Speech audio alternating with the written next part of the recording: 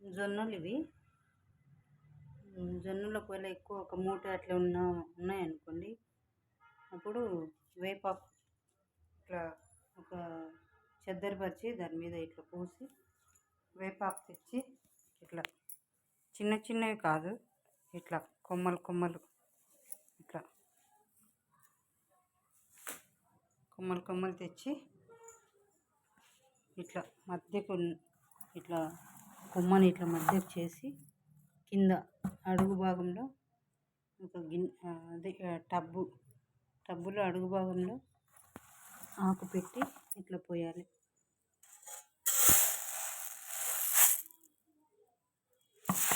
అంటే పురుగు పట్టకుండా. ఎక్కువ రోజులు ఉంటాయి కదా, ఒక మూట అంటే అప్పుడే తినలేం కదా, 50 కేజీలు ఉంటాయి కదా, కాబట్టి తినలేం, కాబట్టి ఇట్లా చేయాలి.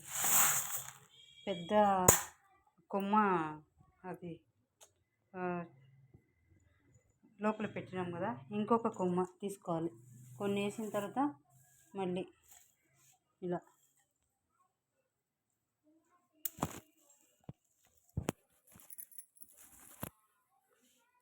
ఈ కొమ్మని మళ్ళీ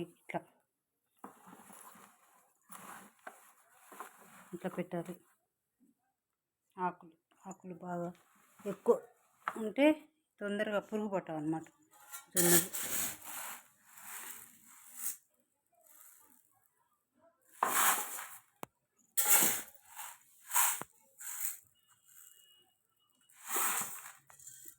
ఇవి 20 కేజీలు.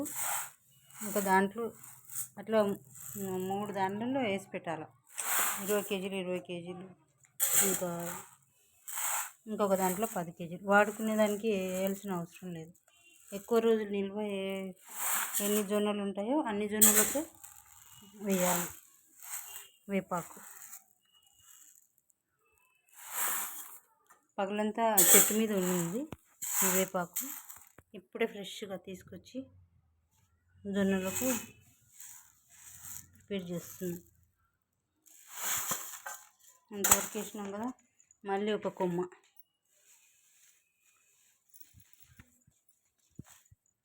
చూడు ఫ్రెష్గా ఉంది కదా, మళ్ళీ ఒక ఆకులున్న కొమ్మను తీసుకొని ఇట్లా హాఫ్ చేయాలి. హాఫ్ చేసి ఇట్లా పెట్టాలి. మళ్ళీ అంటే ఇట్లా పెట్టినామనుకో పురుగు పట్టదనమాట. ఎక్కువ రోజులు జొన్నలు మనకు నిల్వ ఉంటాయి, ఫ్రెష్గా ఉంటాయి అన్నమాట. అందుకోసం ఇట్లా చేస్తాను ఎప్పుడు మేము. మా అమ్మ ఉన్నప్పుడు ఇట్లనే చేస్తుండ్రి. ఇప్పుడు వాళ్ళు లేకపోయినా మనం చేయాలి కదా, నేను చేస్తున్నా. జొన్నలు ఆరోగ్యానికి చాలా మంచి ఫుడ్ కదా, అందుకని ప్రతి సంవత్సరం 50 కేజీలు కొని ఇట్లా చేసి పెడతామన్నమాట. 40 కేజీల వరకే చేస్తాం. 20 కేజీలు ఒక దాంట్లో, 20 కేజీలు ఒక దాంట్లో చేస్తాము. 10 కేజీలు సపరేట్గా ఆకు లేకుండా ఇట్లా పెట్టుకుంటాం. నిల్వ ఎన్ని ఉంటాయో అన్నింటికి మాత్రమే ఇట్లా వేపాకు తెచ్చి నిల్వ చేస్తామన్నమాట. ఇప్పుడు మళ్ళీ వర్షాకాలం స్టార్ట్ అయితే చెట్లు ఎప్పుడు తడిగా ఉంటాయి కదా, ఆకులు పెట్టడానికి ఉండదన్నమాట. అందుకోసం ఇంకా ఎండింగ్ అయిపోయింది కదా సమ్మర్, అందుకే ప్రిపేర్ చేస్తున్నాం. ఇప్పుడు మళ్ళీ ఇంకొక కొమ్మ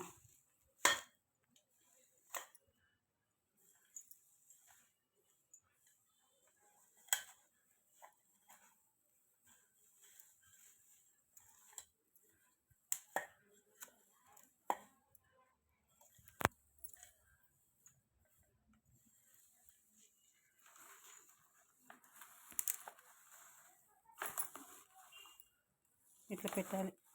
ఊరికే ఒక్కొక్కటి ఆకు పెట్టినామనుకో అంత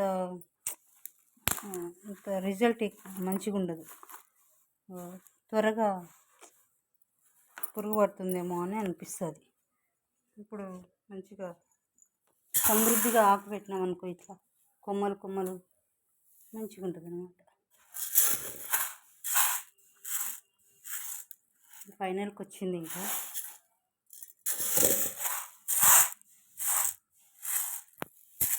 ఏమి ఇద్దరు ముగ్గురు చేయాల్సిన పనిలే, ఇది సింపుల్.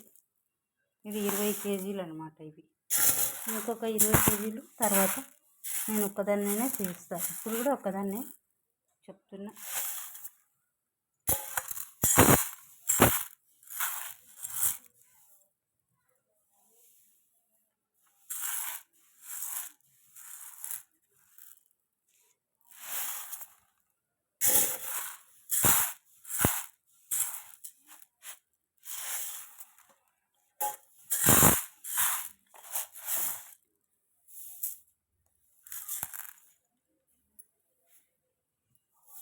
కాటన్ది కాకుండా సిల్క్ చెద్దర్ మీద వేసి పెట్టినామనుకో బాగుంటుంది. వేడి కదా, సిల్క్ అయితే వేడిగా ఉంటుంది కదా.